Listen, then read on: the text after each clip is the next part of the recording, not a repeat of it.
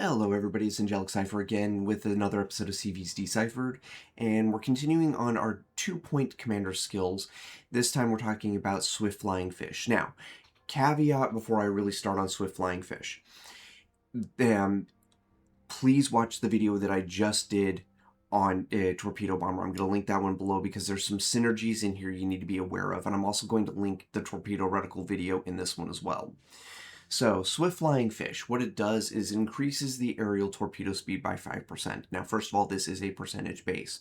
So if you have slower torpedoes, you're not going to get a whole lot out of this. If you've got faster torpedoes, it'll help more. So, but it does have a downside too. So let me explain what that is.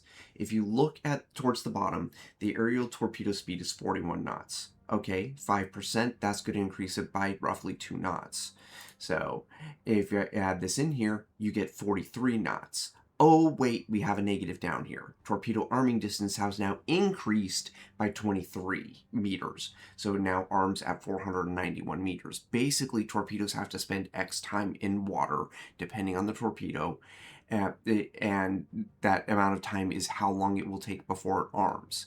So if you're increasing the speed of the torpedo, you're not changing how much time needs to be in the water. Basically, you're making it so it's going to arm further away from the drop point.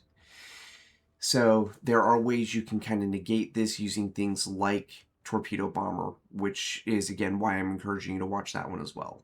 Hopefully this helps. Basically, the torpedo speed, it's going to make it so it's harder to dodge, but you also have the disadvantage of making it so you have to launch them a bit further away in order to get that extra speed. So it becomes a little bit of a trade-off. I wouldn't bother with this on slower torpedoes because of the 5% being not exactly great. But keep in mind, no torpedo drop from airplanes are going to be excessively fast by comparison to what we're used to out of, say, like the Holland line, for example. The fastest torpedoes in the game for airplanes right now, if I am not mistaken, is 55 knots.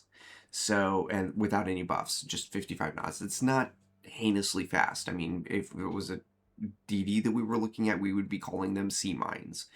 So, but the fact that you could drop them so close is why they are so difficult to dodge still.